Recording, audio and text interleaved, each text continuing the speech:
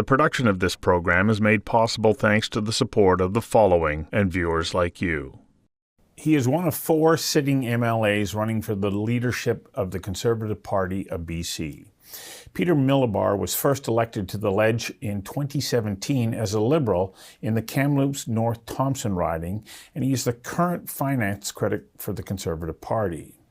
Prior to running provincially, Milobar was a councillor for 2 terms in Kamloops before winning and sitting as mayor for 9 years from 2008 to 2017. In an interview with Rob Shaw, Milobar said, "I have a demonstrated skill set to deal with diverse views around a large board of elected officials. And then I know how to interstitch all of that with a government bureaucracy. So I think that very much sets me up well for the challenges facing British Columbia." As he enters the race, 10 people have indicated they want the job. Milobar says, "I bring a level of seriousness to the big issues facing BC, the biggest being the economy and its direct impact on affordability, crime, education, and real estate." As well, Milobar says, "I am uniquely qualified to address reconciliation in BC," and he says the manner in which Premier Eby and his party are addressing it is counterproductive. I invited Conservative Party of BC leadership candidate Peter Milobar to join me for a conversation that matters about his vision for the party and the province. Mr. Milobar, welcome. Thanks for having me. What is your vision of what the Conservative Party in British Columbia will be? And I think that that's one of the biggest questions a lot of people are asking. Are you a centrist party, or are you more firmly ensconced in the values of conservatism? Where do you see the party under your leadership? I think, when we talk about political left and right and center, the average British Columbian doesn't think in those terms. And so we certainly have those that would be considered more on the right, or especially around faith-based thoughts and policies that they would like to see brought forward. And that obviously lands within the Conservative tent much more than it ever would in the NDP. But then there's a whole large spectrum of people out there that really are concerned about the state of healthcare in BC and access to a family doctor, or access to timely testing and access to surgeries that, on the chronic side of the equation. There's a large swath of people that are very concerned about public safety and what we're seeing on our streets, and having some consequence brought back into the justice system for people's actions, and failing numeracy and literacy results in K-12, and affordability and ever-rising food bank lineups, and people not wanting to be one of those working poor that are forced to go to a food bank, and what that does to your own self-esteem within your own family unit as you're thinking to yourself, well, I'm gainfully employed, but I have to go to a food bank. And so I think that's really where the BC Conservatives really do have a space to capture that type of thought process in people as their core principles and concerns in their daily lives. We might have disagreements over which flag flies in front of City Hall on any given day, and that's certainly a conversation piece for people in coffee shops and in their homes, or having a beer at a pub. But I don't think that's what people in the mainstream of British Columbia citizenry are wanting their premier and a cabinet to be focused on day in, day out. And that's what I mean when I say that's what I'll be focusing on as a premier, and that's what I'll make sure my cabinet is focused on, and leave those other kind of conversational pieces for the conversations, not for the legislators to be dedicating their time to. I think you're right. I think the average person goes, okay, where are you? They don't think about you being centrist or even a little bit more to the right, particularly. But then there are people who watch that very closely, and they take a look at the current nature of the Conservative Party, the manner in which it came together in the last provincial election. It wasn't as though it was planned out. We saw the resignation or the dismissal of John Rustad from the Liberal Party. The next thing you know, he's assumed the mantle of the Conservatives. But there were people who had a wide range of views that didn't necessarily align with Mr. Rustad's or with others who came over to the party, you being one of them. How do you bring that group together? Because we did see some dissent for sure, and even the loss of some of those people who were asked to leave the party. How do you create a cohesive message that pulls people together so that you do have a unified message when you go out to the general public? Yeah, I think timeline is really important in that. When I first came in 2017, there was 43 MLAs in my caucus. Only 10 of us were brand new. Most of us had some form of elected experience. This last election, there was only 6 of us that had elected experience, 38 brand new. A lot of that kind of, turmoil happened in the very early days of all of that as people were really just figuring out what this role even is or not, and interstitching it with that thought that, free votes were free for all, every day, every time. And so I think that has really settled down. If you look at our caucus over the last 5-6 months, if you look at the legislation they brought forward as private members' bills and the seriousness around what they were bringing forward, we actually have a very strong caucus, a very strong skill set in that caucus that's really starting to develop and show itself to the public. I think that bodes well for the future and for the electorate. And then when you really interstitch all of that together, and there's that word again, interstitch, but it really is about that. It's about respecting people have a wide range of views. I came into a BC Liberal caucus that had farther right opinions, especially from people that were in the Valley and in those areas of the electoral basket, shall we say. And so those conversations have always been had in the right of center party. And I think where the focus got shifted was because we were still finding our way as that right of center voice. The electorate wasn't really sure. There was a lot of still emotion tied to how everything came together. But at its core fundamental, as somebody who's sat in 3 different caucus rooms now, the day in, day out interactions and conversations we have and the want of this particular caucus to focus on those big issues I just talked about is very real, and it's there. And if we're judged on what we're actually doing on social media and in the broader context, I'd be hard pressed to find that narrative actually take hold. A lot of that narrative was around candidates that didn't even get elected. And so I think as we're moving forward and as we keep demonstrating that as a cohesive group, that will bode well for us heading into an election. So is it safe to say that you see the party as being a coalition of views? If we take a look at the government of Gordon Campbell, and if we go back to Bill Bennett, he brought together a wide variety of I guess, political expressions under a tent that made that happen. But they maintained the control and presented a front of unity. Absolutely. And I think every political party in Canada has those wide sets of views. The NDP certainly do provincially.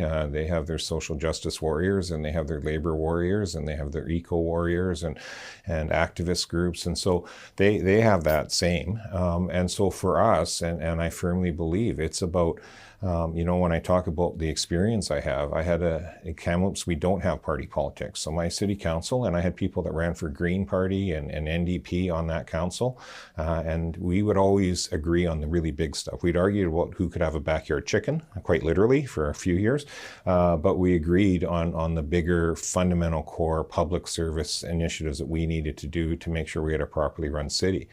I was the board chair of the Thomson-Nicola Regional District, which is like Metro Vancouver. Board of 26 electeds, no party politics, very wide, diverse, same thing. People ran for other political parties on that table. Again, we agreed on the big things. And when I listened to the Metro board talking about downsizing committees, we did that while I was the chair. We actually restructured everything and started to save money and find efficiencies. And that's a yearly board election. I was the only mayor and still the only mayor of Kamloops that's ever been elected to that board, and they did it 5 years in a row. And so, again, I have a demonstrated ability to respect that there is a wide range of views, but make sure that on the big things, we are actually, which is actually what British Columbians need addressed with the state of where BC is at. They need a government focused on the big issues and a caucus that's willing to have those broader conversations, not afraid of them, and not trying to pretend that these things aren't talked about in broader society, but at the same time recognizing what our main function and our main mandate to deliver strong public service, core public service to the public really is. The production of this program is made possible thanks to the support of the following and viewers like you. There are big issues. It's difficult to say the economy, social issues, our current path that we're following towards addressing First Nations and reconciliation issues. The question is, where do you start? Like, is it the economy your number one priority? Or is it those social issues? I mean, we've got mental health and addiction challenges. We've got crime. And then, of course, we have the Cowichan case, and we have UNDRIP that is tied to DRIPA legislation. Where do you want to start? Well, I think you have to start with all of it, frankly, and that's why you have more than one cabinet minister, and that's why you make sure that you have very clear guidelines as a premier, what you're setting out for your team. That's what a leadership race is about, setting out that broader vision to the broader membership, so you can get a mandate from them. You then carry that forward to the caucus room. You carry that mandate forward to the next general election, and you have consistency in what you're doing, and not wavering and campaigning for leadership over here and then suddenly switching over here for a general election and then somewhere in the middle for governing. I don't believe in that. I believe I want a strong mandate from both the new membership and the existing membership that's going to be our party, and that will give me that strength of mandate with the caucus, who I do believe will rally behind that, and then that takes us forward. In terms of, they are all interconnected though. You can't talk about helping small businesses by ignoring the crime and safety and the chaos that we're having on our streets right now, and the cost to those small business owners, not just in loss of customers and losing people over to Amazon because they just don't want to go to the shop. Most people would love to go to their local shop down the street, but they just don't feel safe necessarily, or the damage and the vandalism or the theft that's happening. So we need to get that consequence into those actions, so that we actually do have start to shore up those small business districts. You can't grow our economy if we keep seeing small light manufacturers south of the Fraser continuing to pack up and take 100 jobs here and 75 jobs there with them to Alberta and Saskatchewan. Yes, we need to remove interprovincial trade barriers, but if we do it at the expense by not creating a competitive tax jurisdiction for those people to thrive, they're going to move their locations to those other provinces and just ship the finished product back into BC. So once again, it is very much interconnected. Healthcare, it's way easier to attract and retain the skills and the talents of people we need in this province if they actually have access to healthcare. So I see them as all being interconnected. DRIPA is obviously the big topic of the day, and understandably so. We've made it very clear as BC Conservatives, we campaigned to repeal it in 2024. I still stand by that. And I do see a way forward that we can build off of Section 35 and other court cases and other directions that we've seen with other agreements with nations, and still respect the rights of Indigenous peoples in this country. We do operate under a constitution, but it doesn't mean that we can't advance reconciliation in a different way that's actually successful and moving things forward. Well, we talk about the economy, we talk about DRIPA, but we also have to include the Cowichan case, which has created uncertainty for business about investing in British Columbia, which then has an impact on the economy. What would you do you've already stated that you would address DRIPA right away, but you can't just say we're going to walk away from it. I mean, First Nations are invested in this now, and it has been part of the way that we've moved forward. How do we come to an understanding around how to respect the rights that are protected under the Constitution? You referenced Section 35, but not then create a division that is going to push us back even further. I think we're in a very difficult spot.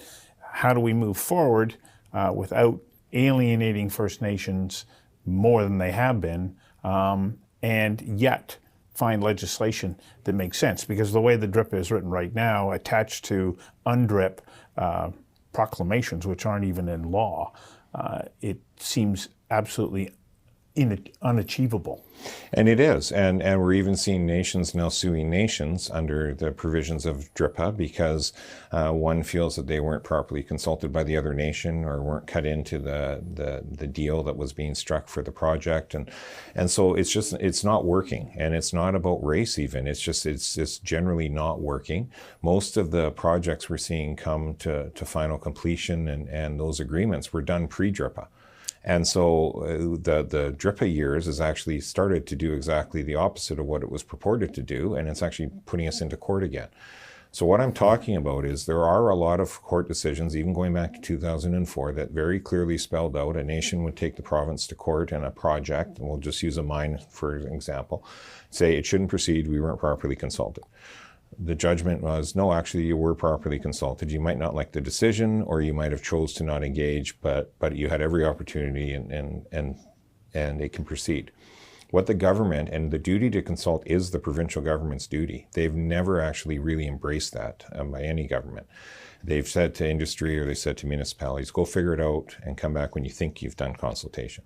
What I'm saying is we need to set out a firmer timeline so Indigenous nations know what the timeline for consultation is and what it will look like, what type of expertise they will have provided so they can properly review plans and those types of engineering drawings and everything. And the proponent will know, the mine, the cut block, the rancher for tenure will know what exactly the ground rules are for proper consultation. And then, most importantly, to bring the certainty, you need a government that actually sticks to the timelines. And what we're seeing right now is the government, sometimes they'll extend the comment period. Sometimes the comment period is over, they start reviewing, and then all of a sudden they say, oh, we'll open it up to allow more comment back into the system again by a nation that wasn't previously or chosen to ignore the process. So we have to get back to that. Everyone knows what the ground rules are. Everyone stays within the constitutional framework. And you stick to that. Now, it's not to be punitive. If a nation feels that that's not for them, we do need to meaningfully re-engage the treaty process. You do see certainty and success with treaties in this province when they finally come forward. They take a long time, but the Crown has to do it in a meaningful, good faith way and provide that door wide open with the proper resources for any and all that would like to have a treaty to start instead. And at that point, we're really leaving the ball in the court of the nation to decide which way they would like to proceed. But everyone has a very clear understanding of what the way forward is. And that is how you start to regain that respect and that trust, not about eroding rights in the Constitution. It's about everyone being treated equally in terms of timelines, access to information, and process, and so that it just creates that very clear, certain pathway for everybody. Cowichan, it has created an air of uncertainty. How do we address this? I mean, Justice Young in her decision said, I know that this is precedent setting, and we're already seeing other First Nations saying, okay, we're looking for those same rights. And once the right of title is granted to a First Nation, they are not legally allowed to grant private property rights that can only come from the Crown. This case is very challenging, and it in some ways was brought on by the province and other parties by not consulting private property owners or allowing them to speak into the court case. Where do we go from here under your leadership? Well, I think we have to be clear. Cowichan was essentially based on Section 35, and so that's where the alarm bells really rang on the private property rights side of the equation, is that it really wasn't connected to DRIPA. And so we're kind of talking about two different scenarios, yes, but both very impactful and both starting to really impact private property. What we need to do is what Premier Eby should have done in the first place. He was the Attorney General at the time, and there was not clear direction to the government lawyers to fight about protection of private property rights with every single, I mean, they tried using every tool in the toolbox to block Kinder Morgan. They didn't use every tool in the toolbox to try to protect private property rights. First and foremost, you have to do that. And then you aggressively appeal, and you aggressively appeal again if you don't like that decision or there's a reason to get to the Supreme Court of Canada to appeal it. But it's not just on the Cowichan case. You need to do that on every single case. And again, it's not about trying to suppress nations' rights. It's about your fiduciary duty as a government to be defending the rights of all British Columbians, the common public good. And so, of course, the other side of a court action is going to put their best foot forward and with their lawyers and their legal arguments as well. But it's not the government space to just kind of put their hands up and say, oh, well, they've got an argument, so we're not going to push back on that at all. That's where we need to go. And then we need to look at other legislative changes that we might be able to make provincially to help bring some certainty to the land title scenarios and situation, but also to start trying to put some pressure on the federal government to take some federal steps that we need, because they've kind of turned a blind eye to this because it's not the same impact in the rest of the country, save for a few places in the Maritimes. And so it's not gaining that national urgency that maybe it actually does need, but it is starting to filter into these other provinces. So I think we have to be it's a multi-pronged approach on this one. The production of this program is made possible thanks to the support of the following and viewers like you.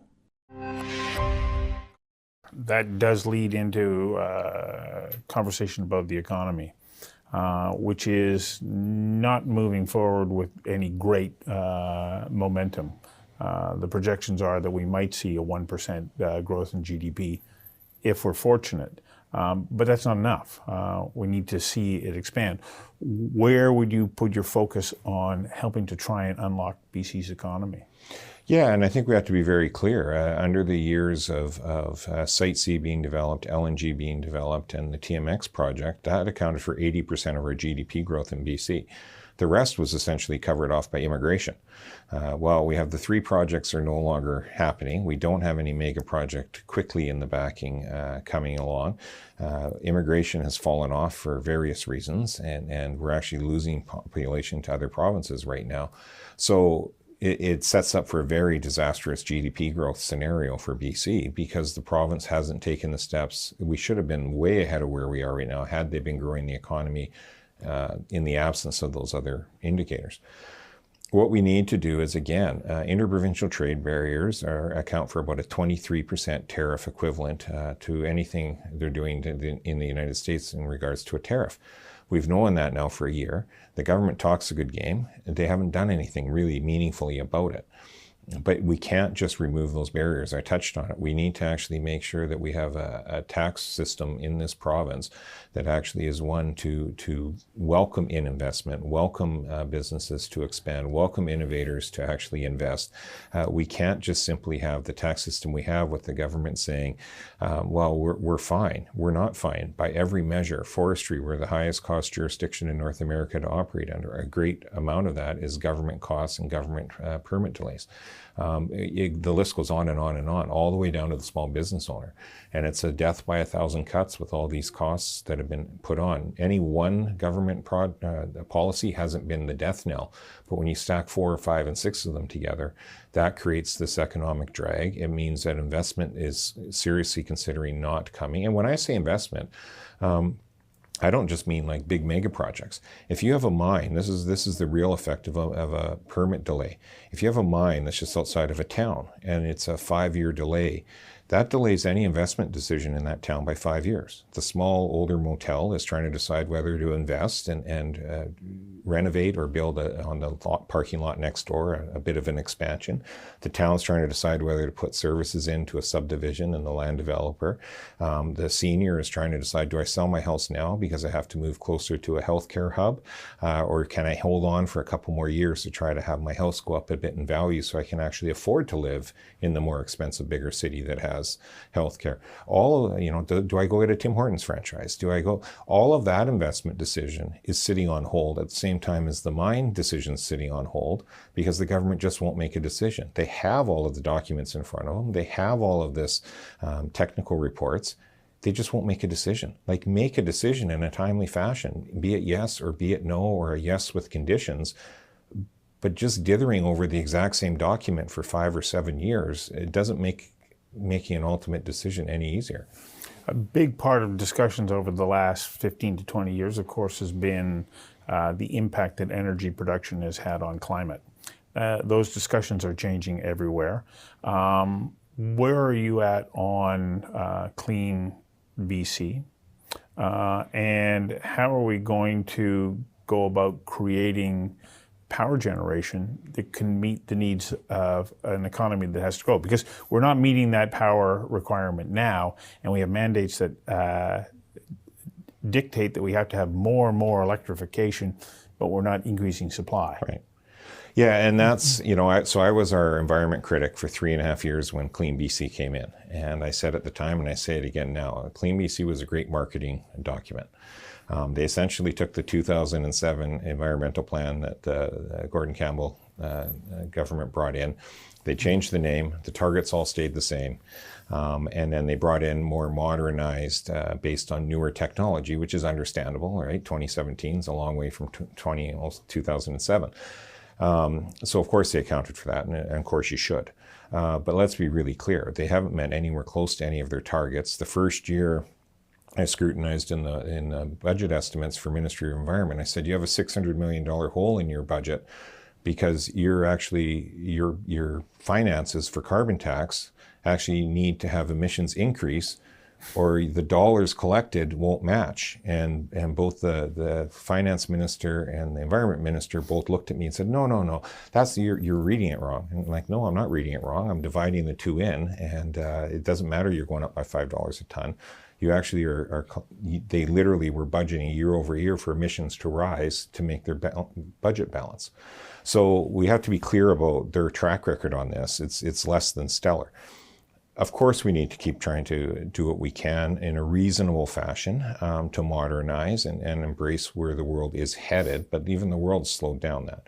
So what do we need to do around energy? Well, we need to actually ban municipalities, not allow them to just ban natural gas usage. We have an energy grid, not a hydro grid and a natural gas grid. We have an energy grid. When there's a cold snap in the Lower Mainland and Vancouver area, 2/3 of the power needed to keep people warm is coming from natural gas. The grid would not be able to handle it. You can't have a city unilaterally deciding that BC Hydro has to now adjust all of its flow into one area of the province or the other at the expense of potentially opening up capacity for a mine to be created somewhere else. And so we have to view the grid as that. We have to have it as an orderly transition where hydro based on transmission line capacity and generation capacity is still guiding where that energy is being created and for what public good is it being created for. At the same time, we have to be open to conversations around other sources of energy generation, whether it be small-scale nuclear, not in the Lower Mainland where there's fault lines and seismic issues. But we have to start having some of these conversations at least. We're on a show that says conversations that matter. That is a conversation that matters. It's about where are we going to get our energy from moving forward. We can't pat ourselves on the back and say, well, we have BC Hydro. We're a net importer of 30% of electricity into this province. Where we're getting that from is coal and natural gas fired plants in the United States and in Alberta. So we can pat ourselves on the back every time we throw in a light switch and think we've saved the emission profile. We maybe did for our province. We certainly did it for the jurisdiction where that power plant created the energy to ship over into BC. That's the type of honest conversation we need to have. There's only so many types of technology to create reasonable, scalable electricity into our grid that we need. People would always point to things going on in Scandinavia, how they waste energy, and that's great. All of those technologies exist. They all come with an emission profile, first off. And secondly, the reason they're marketable over there is the cost of electricity is so high, it makes the technology worthwhile to do. We don't want energy costs at that level. So if we're wanting lower energy costs, we have to be open to some of these ideas around energy generation in general, and honest about what our energy profile really is currently. I mean, we don't even count the emissions from a forest fire while we pat ourselves on the back saying we're doing a good job on the environment. So if we're going to be honest about what our emission profile is, maybe cutting fire smart money out of the equation, which will see our emissions rise on fires right now, is the government that's not really seeing the big picture. The production of this program is made possible thanks to the support of the following and viewers like you. Healthcare. I think we've gotten used to living with less. You take a look at the number of ERs that are closed, the strain that puts on down the line, our ability to deliver. But how do we address it? Where do we go from where we're at right now to maybe getting back to an ideal that many people have about the delivery of healthcare in this province? Yeah, and it also ties into our economy. It's a productivity lag for people and businesses when you have people off sick repeatedly with chronic illness or not able to work fully to their full potential. So it does all, once again, interconnect. There's a lot we could do in healthcare. We need to be able to willing to take some bold swings on some restructuring. Absolutely. I'm not saying about, the NDP, it's interesting right now. They have no success to run on. So now they're saying that we're going to go around as BC Conservatives and close hospitals. I've never heard of anything more ridiculous in my life, but that's apparently what they're clinging to for an election campaign is that type of narrative. Nothing could be further from the truth. But, when I talk to somebody that provides home medical aids through their business and they have to get audited for 13 invoices worth $16,000, which is fine, I'm all for double checks and balances, and them and their bookkeeper walk into a 3-hour meeting and there's 9 executives from the accounting department, not just lower staff, executives from the accounting department of Fraser Health in a 3-hour meeting to deal with that order of magnitude of invoices and ultimately approve all of the invoices. It makes one wonder where our health authorities' priorities really are in terms of prioritization of resources to patient care and patient outcome versus making sure the bean counters are well protected. And so we have to find that happy medium. We have to actually start listening to the staff, the frontline staff. Do you think nurses actually want their job to be harder? Do you think nurses maybe would not have some very real world ideas based on experience on how to make the system more efficient, better work satisfaction, better patient outcome? We have to listen to everything within the healthcare system, every employee. When I became mayor in 2008, the economic downturn was just hitting. Cities were firing police officers and firefighters and letting infrastructure crumble across North America. We hired police, we hired firefighters, we actually rebuilt a sewage treatment plant, unlike what's happening on the North Shore. Ours was on time and on budget. We actually maintained main infrastructure. We actually built more parks. We added transit hours, and we kept property taxes under the rate of inflation. And that we did that over a 9-year period. The key to all of that was we listened to the staff to find efficiencies. Our work satisfaction went up, our grievances dropped, our WorkSafe claims dropped, so we saved money on WorkSafe. We didn't have job interruptions and job shortages. So this isn't about an anti-union rant or anything like that. It's farthest from it. I fully accept we have unionized workforces providing the public services in this province. What we don't do is have a team of managers that actually listen to that employee group. So it's actually about supporting those employees in their jobs to find, and not just in healthcare, across government, to find those efficiencies. I'm hard pressed to find any public servant that goes to work that day and thinking, you know what I would really love is if people phoned me today and started yelling at me. Like, that doesn't happen. People don't go to work wanting to be yelled at.